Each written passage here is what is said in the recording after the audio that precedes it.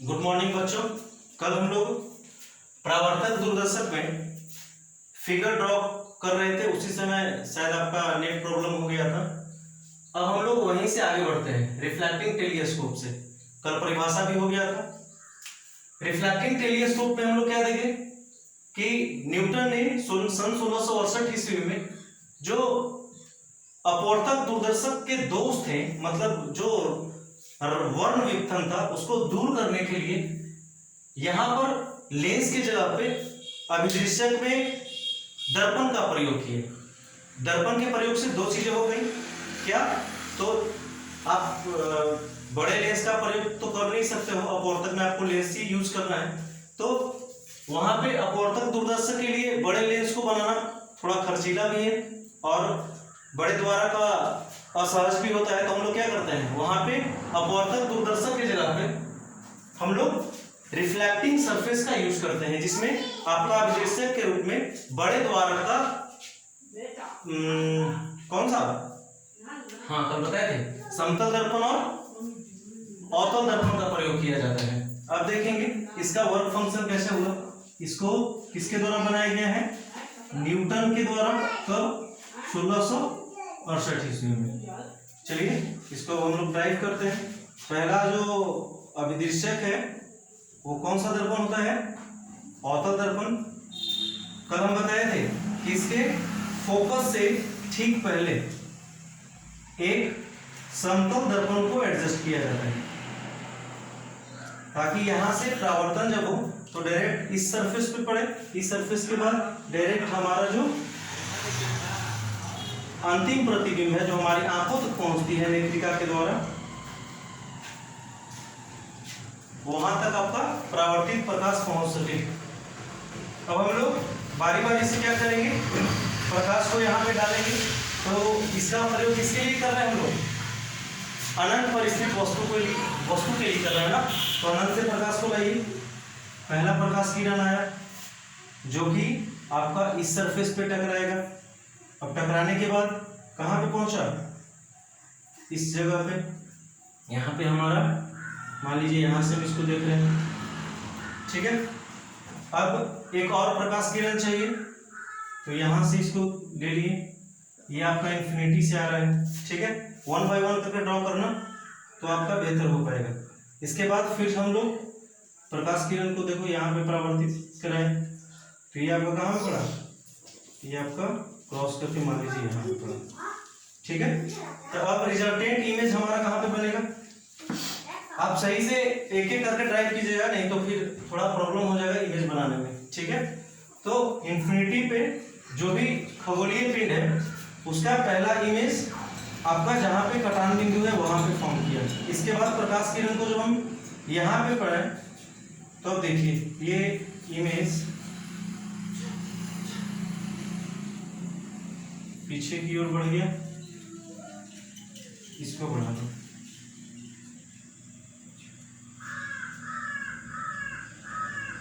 ठीक है। ये यहाँ पे आपका कट गया, यानी कि हमारा इमेज कहाँ बना?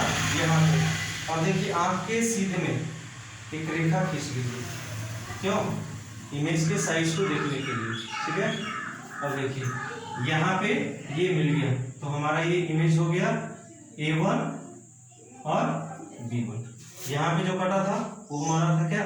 AB मान लेते हैं इसको, ठीक है। तो इसको नाम दे दो। ये क्या है आपका? ये वाला ऑब्जेक्ट के नजदीक रहता है, इसको बोलते हैं हम लोग ऑब्जेक्टिव। ये आपका आंख के नजदीक रहता है, इसको क्या बोलते हैं हम लोग? आईपीस। ये हो गया अभिदृश्यक और ये हो गया आपका नेत्रिका, ठीक है। अब हमारा इमेज क्या फॉर्म हुआ? हमारा ये वाला इमेज फॉर्म हुआ। इन्फिनिटी क्या ऑब्जेक्ट है? सामने एकदम दिख रहा है।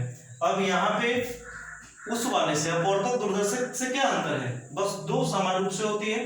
पहला जो प्रतिबिंब इसमें बनता है वो ज्यादा चमकीला बनता है अपवर्तक दूरदर्शक की अपेक्षा, और दूसरा वर्ण विपथन के साथ साथ यहाँ पे थोड़ा गोलीय विपथन का दोष भी लेंस में ज्यादा होता है, क्योंकि वहां पे दो कर्व्ड सरफेस का यूज किया जाता है और यहाँ पे केवल एक सिंगल कर्व्ड सरफेस का यूज हुआ है। इसलिए यहाँ पर आपका गोलीय विपथन का दोष भी कम होता है। तो न्यूटन ने 1668 में एक ऐसे प्रकाश की युक्ति को बनाया जो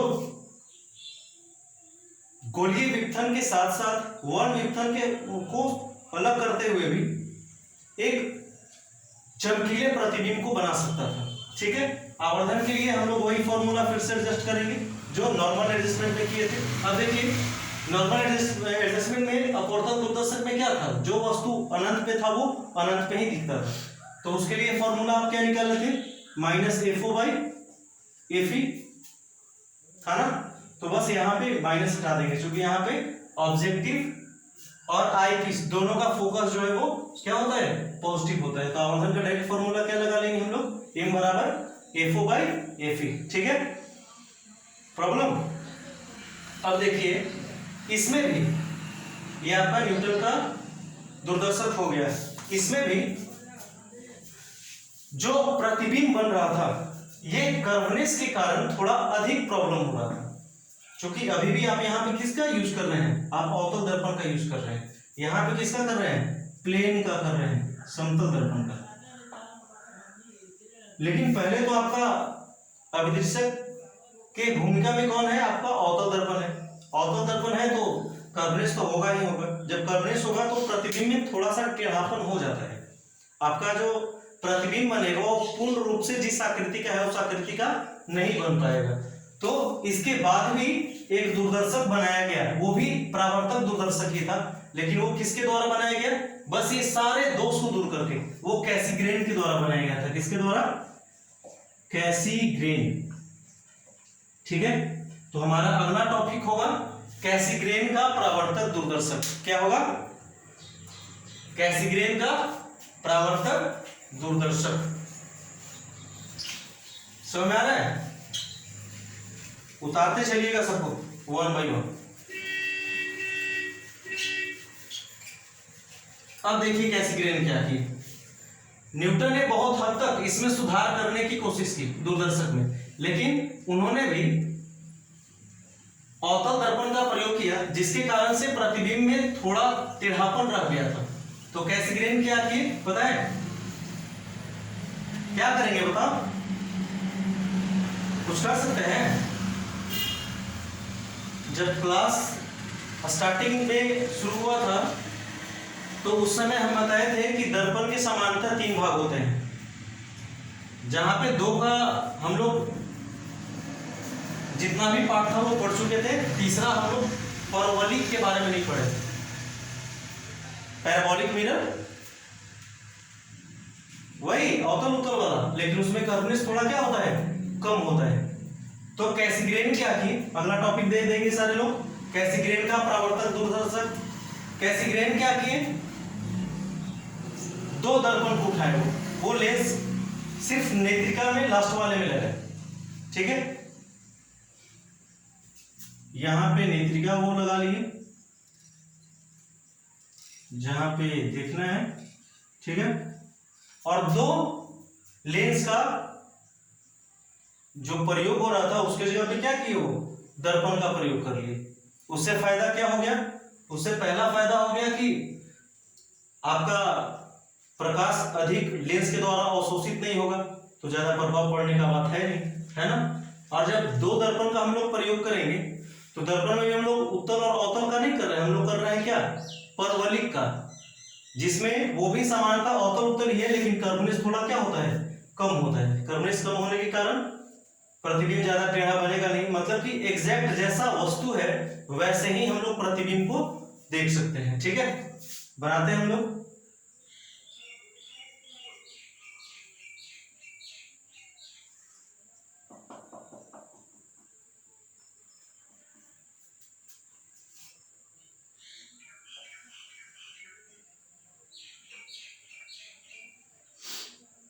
एक बड़ा होता है, समझिए तो यही आपका अभिदृश्य की भूमिका में है। एक परवलिक अवतल दर्पण का प्रयोग करते हैं जिसके बीच में छिद्र होता है यहां पे। ठीक है, अब प्रकाश इस पे ना पड़ के पहले इस पे पड़ता है, ये आपका जो है वो अंदर से कलर किया हुआ होता है। या बोल सकते हो कि आप एक अवतल दर्पण लगाते हैं और दूसरा उत्तल दर्पण को लगाते हैं। यहां से टकरा करके वो सीधे कहां चला जाता है, इसमें चला जाता है। अब हम प्रकाश किरण को डालेंगे। आ रहा है, अनंत से प्रकाश कहां पे पड़ा मेरा, अवतल पे पड़ा, ये आएगा, चलो ऐसे ही कर लेते हैं, ये आपका टकराया यहां पे, ये आया टकराया कहां पे, यहां पे, दो बार हुआ, एक परावर्तन यहां पे हुआ और दूसरा परावर्तन यहां पे हुआ। अब दोनों परावर्तन के बाद प्रकाश किरणें कुछ ऐसी गुजरेगी, ये वाला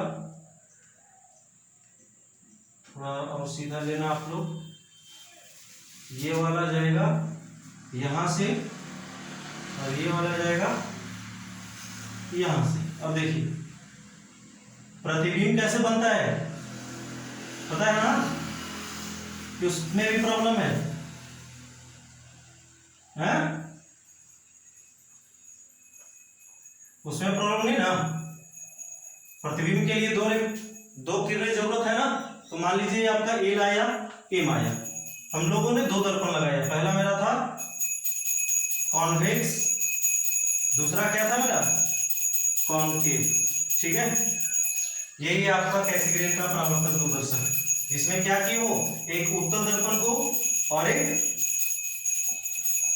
अवतल दर्पण को, दो को एडजस्ट करके जब इन्फिनिटी से प्रकाश को डाले, मतलब इन्फिनिटी से आती वस्तु से प्रकाश की किरण को डाले, तो यहाँ पे दो बार परावर्तन के बाद ये आपका Mn और इसको PQ मान लेते हैं, दो बार परावर्तन के बाद देखिए दोनों कहां पे कटा, यहां पे, मतलब अनंत पे स्थित वस्तु का प्रतिबिंब कहां बन रहा है मेरा, आई पे बन रहा है, ठीक है। तो चूंकि परावर्तक दूरदर्शक यूज हो रहा है, इसलिए प्रत्येक आवर्धन में आपको दो ही चीज पूछता है कि जो हम लेंस पर जो हम दूरदर्शक का प्रयोग कर रहे हैं वहां पे क्या आवर्धन क्षमता बैठेगा। तो जो समान रूप से एक का बैठा था आपका अनंत के लिए, वही सब में बैठते चला आएगा, ठीक है। तो आपसे सवाल आपसे पूछ सकता है कि अपवर्तक दूरदर्शक और परावर्तक दूरदर्शक में क्या अंतर है, तो आप कर लेंगे। क्या करेंगे, पहला तो स्ट्रक्चर में चेंजिंग होगा ही, इसमें आपको 1 बाय 1 करते जाना है कि अपवर्तक दूरदर्शक में केवल दो लेंसों का प्रयोग होता है, जबकि परावर्तक में लेंस और दर्पण दोनों का प्रयोग होता है। अपवर्तक में फिर क्या करेंगे, लेंसों के द्वारा प्रकाश का अवशोषण होता है, लेकिन परावर्तक में प्रकाश का अवशोषण कम होता है। इसमें अपवर्तक में फिर से वर्ण विघटन का दोष पाया जाता है, जिसे दूर नहीं किया जा सकता है, मतलब कि चमकीलापन कम रहेगा, लेकिन परावर्तक दूरदर्शक में वर्ण विघटन का दोष नहीं पाया जाता है। ठीक उसी प्रकार से आगे जब हम बढ़ेंगे तो क्या बताएंगे, इसमें गोलीय विघटन का दोष पाया जाता है, लेकिन परावर्तक दूरदर्शक में गोलीय विघटन के दोष को दूर कर सकते हैं। और क्या बोल सकते हैं, अपवर्तक दूरदर्शक में लेंस के प्रयोग के कारण वो अधिक खर्चीला होता है, जबकि परावर्तक दूरदर्शक में दर्पण के प्रयोग के कारण थोड़ा कम खर्चीला होता है। इसके बाद और क्या बोल सकते हैं, बड़े लेंस का, ये बड़े द्वारक का लेंस तैयार करने में थोड़ा कठिनाई होती है, लेकिन वही हम लोग दर्पण में क्या कर सकते हैं, बड़े द्वारक का दर्पण को तैयार कर सकते हैं। यही आपको मूल अंतर देना है, ठीक है। अब हम लोग दर्पण में लेंस के प्रयोग के आधार पर अंतर को देखिए।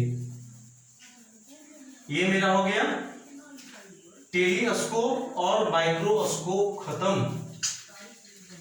इसमें और भी मिसलेनियस क्वेश्चन और न्यूमेरिकल में आपको नेक्स्ट वीडियो में डाल दिया जाएगा। इसके बाद हम लोग अगले प्रकाशिक यंत्र के बारे में बात करेंगे। अभी तो हम लोगों ने क्या पढ़ा, केवल कृत्रिम पढ़ा, ये सारे कृत्रिम है ना। आगे हम लोग किसका देखेंगे, प्राकृतिक प्रकाशिक यंत्र के बारे में बात करेंगे। प्राकृतिक कौन है भाई, ये भी बताना पड़ेगा क्या? हाँ? कौन है प्राकृतिक?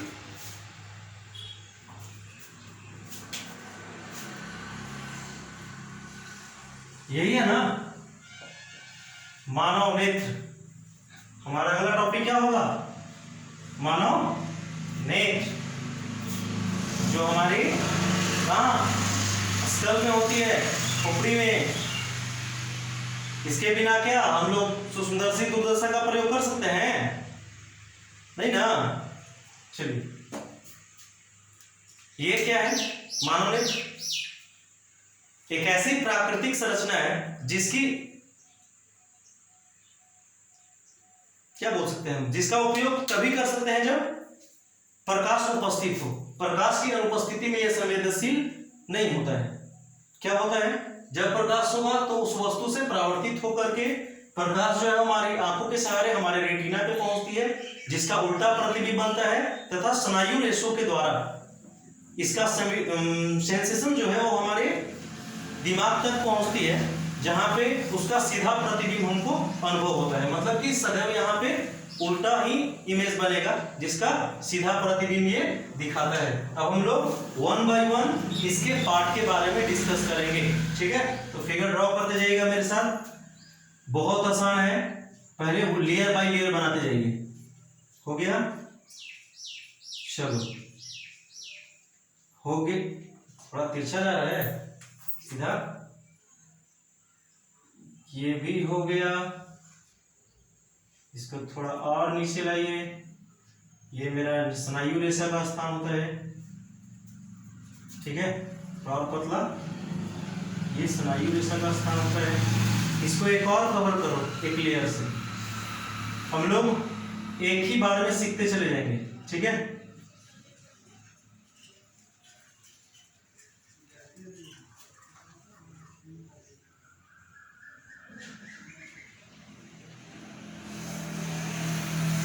नाम जानते जाओ। इसका क्या नाम है? इसको बोलते हैं, जो हमारे आंख का सबसे ऊपरी पटल है, इसको बोला जाता है श्वेत पटल, स्क्लेरोटिक श्वेत पटल, स्क्लेरोटिक। इसका क्या काम है नेत्र में? सब आखिर सब पार्ट है तो कुछ ना कुछ काम होगा ना। मेरा काम क्या है? सब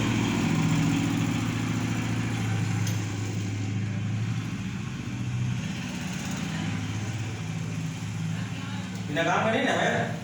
देखिए, श्वेत पटल जो है वो हमारी आंखों के ऊपर सबसे ऊपरी श्वेत रंग की एक आवरण होती है, अपारदर्शी आवरण, जहां से प्रकाश का सारी जो संभावनाएं होती हैं परावर्तन की वो खत्म हो जाती है, ठीक है?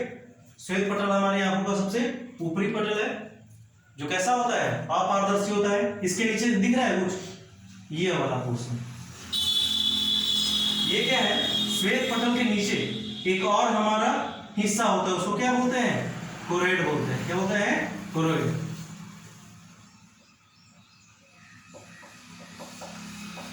ठीक है? ये कैसा होता है? तो ये भूरा रंग का होता है। कैसा? भूरा। इसका क्या काम है? तो नेत्रिका तक जो प्रकाश पहुंचता है उसकी यदि तीव्रता अधिक हो, ठीक है? ऐसे दंड शंकु के बारे में तो हम आगे बात करेंगे, लेकिन उससे पहले जब प्रकाश अधिक हो जाए तो वो किसके द्वारा अवशोषित की जाती है? कोरोइड के द्वारा अवशोषित की जाती है, ठीक है? इसका अगला हिस्सा हम लोग इधर पे आते हैं। हमारा पहला हिस्सा जो सबसे ऊपरी होता है, उभरा हुआ, उसको क्या बोला जाता है? कॉर्निया। क्या बोला जाता है? कॉर्निया। एक एक करके बनाते जाना, एक बार में समझ बनाना ना। कॉर्निया, ठीक है? आपका ये क्या है? प्रकाश का सबसे प्रारंभिक हिस्सा बोल सकते हैं। यहीं से प्रकाश जो है वो हमारी आंखों में प्रवेश करती है, ठीक है? अब देखिए, इसके ठीक अगले पार्ट में जाइए, तो ये जो हमारा होता है ये वाला पोर्शन, इसको बोलते हैं क्या? Aqueous humour. देखते हैं आंखों के जो सबसे ऊपरी आवरण होता है वो लिक्विड जैसा कुछ होता है, पानी के जैसा। अरे जब रोते हो तो आंसू गिरता है, नहीं गिरता है? हाँ, तो इसको क्या बोला जाता है? Aqueous humour. इसको नेत्र रस हिंदी में बोल सकते हैं। क्या बोला जाता है? नेत्र रस, जिसको बोला जाता है इंग्लिश में एक्वस ह्यूमर। एक्वस, एक क्यू यू ई होता है, एक्वस ह्यूमर। ठीक है, इसके बाद यहां पे एक डायाफ्राम के जैसा लटका हुआ होता है, जिसको बोलते हैं सस्पेंडरी लिगामेंट्स। क्या बोलते हैं? सबसे पहले रुक जाओ है जी थोड़ा,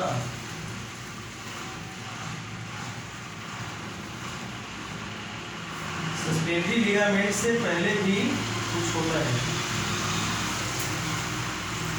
ये आपका लेंस हो गया, पहला का वक्रता कम रखना है, दूसरे का वक्रता अधिक रखना है। फिगर ड्रॉ कीजिएगा तो सही से ध्यान दीजिएगा। हमारे जो आंख में लेंस है ना, इसमें ऊपर में जो सबसे पहला वक्र तल होता है उसका वक्रता कम होगा और दूसरे का वक्रता अधिक होगा, और फिर इसको सस्पेंडरी लिगामेंट से जोड़ दीजिए। ठीक है, 1 बाय 1 करके बनाते जाना, इजी रहेगा। ये हमारा है क्या? लेंस। ठीक है, अब देखो डायरेक्ट नेत्र रस के बाद आपका लेंस नहीं आता है, इसके आगे एक देखिएगा ऐसे टाइप संरचना होता है। थोड़ा सही से, इसको बोलते हैं आइरिस। क्या बोलते हैं? आइरिस। आइरिस। ठीक है, यहां पे भी एक होता है, आपको ऐसे जाना है,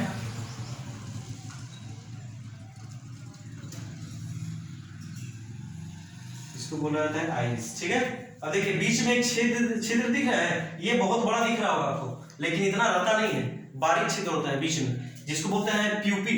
क्या बोलते हैं? ये वाले हिस्से को बोला जाता है प्यूपिल, पुतली। ठीक है, लेंदी नहीं हो रहा है, 1 बाय 1 करते जाना। अब देखो यहां से फिर हम लोग प्रकाश को डालते हैं।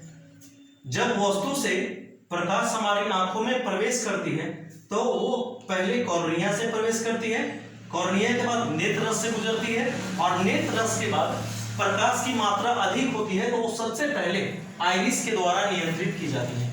आइरिस के नियंत्रण के बाद ही प्रकाश जो है वो पुतली में प्रवेश करता है और पुतली के बाद लेंस में प्रवेश करता है। ठीक है, 1 बाय 1 जा रहे हैं हम लोग। अब देखिए लेंस के इस तरफ भी बहुत बड़े रीजन में यहां भी लिक्विड भरा हुआ होता है, जिसको बोलते हैं विट्रियस ह्यूमर। विट्रियस ह्यूमर, जिसको बोलते हैं काचाभ द्रव्य। काचाभ द्रव्य। ठीक है, इसके बाद प्रकाश यहां द्रव में प्रवेश करता है, इसके बाद हमारे ये सेंसर तक पहुंचता है। सेंसर क्या? रेटिना।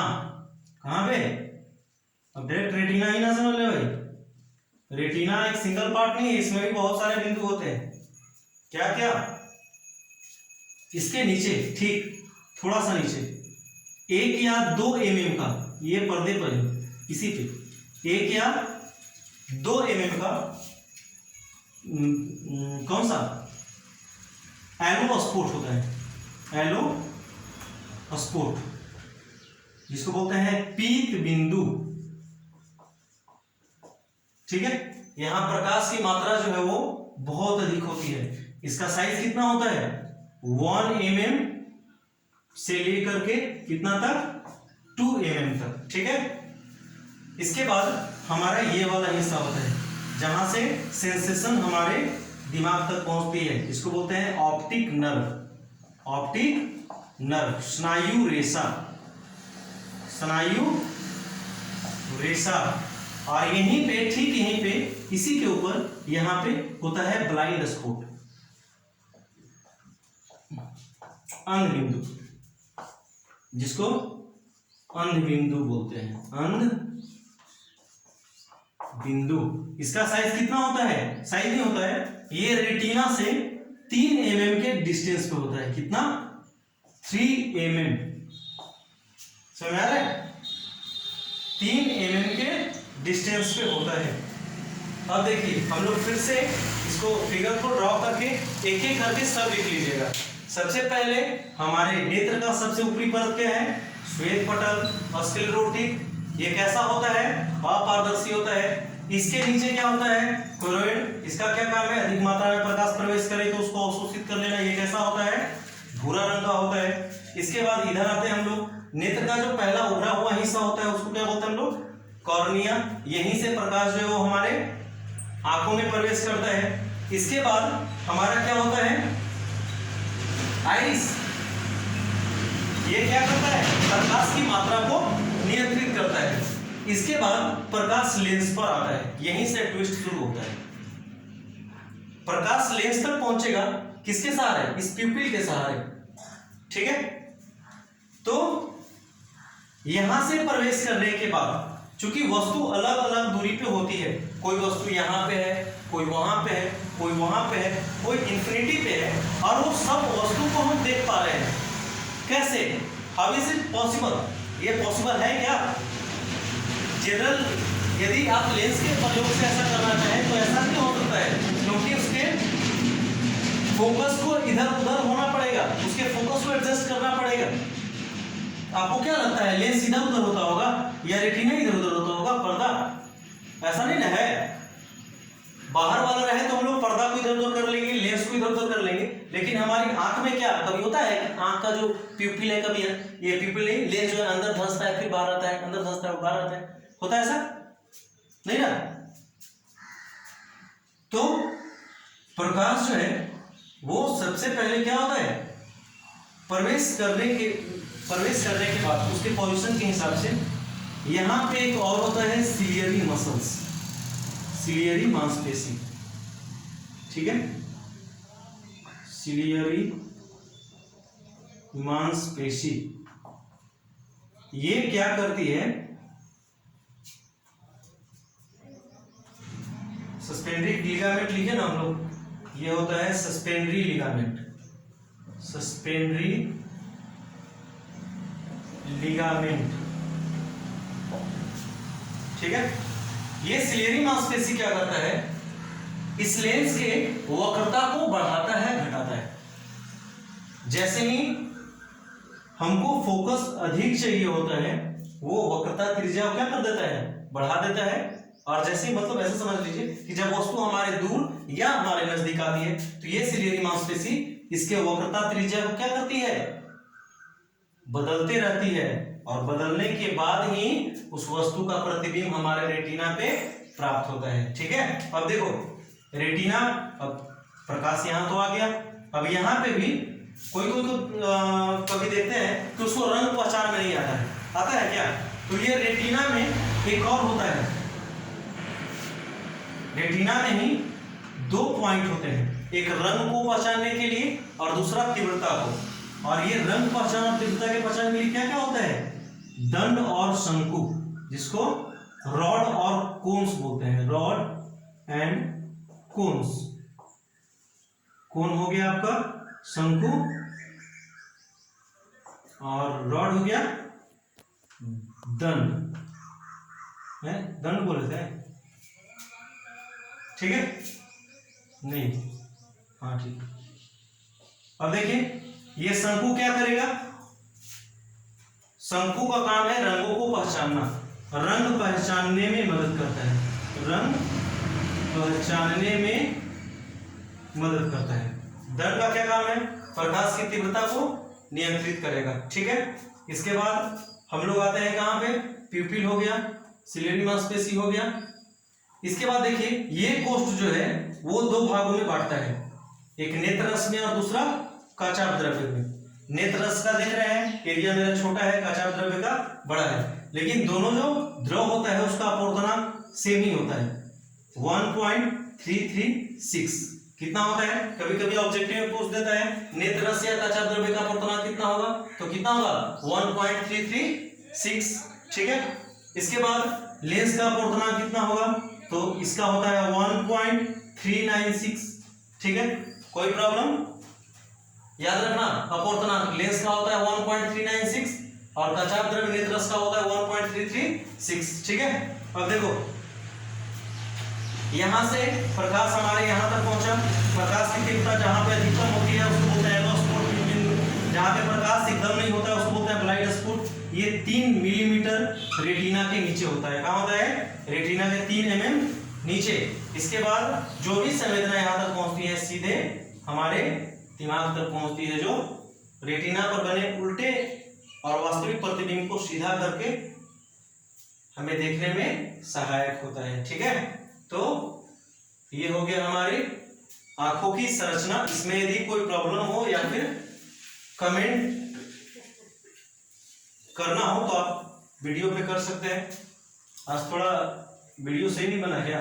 यदि कोई प्रॉब्लम हो तो बता देना भाई। यहाँ पे पहचान में आ रहा है, आप इसको सही से कॉपी पे रोक करके उतार लेंगे और जो भी प्रॉब्लम हो पूछ लेंगे। ठीक है, मिलते हैं फिर नेक्स्ट क्लास में। हम लोग आगे नेत्र दोष पढ़ेंगे। ठीक है, स्टॉप कर रहे हैं। कितना मिनट का बने?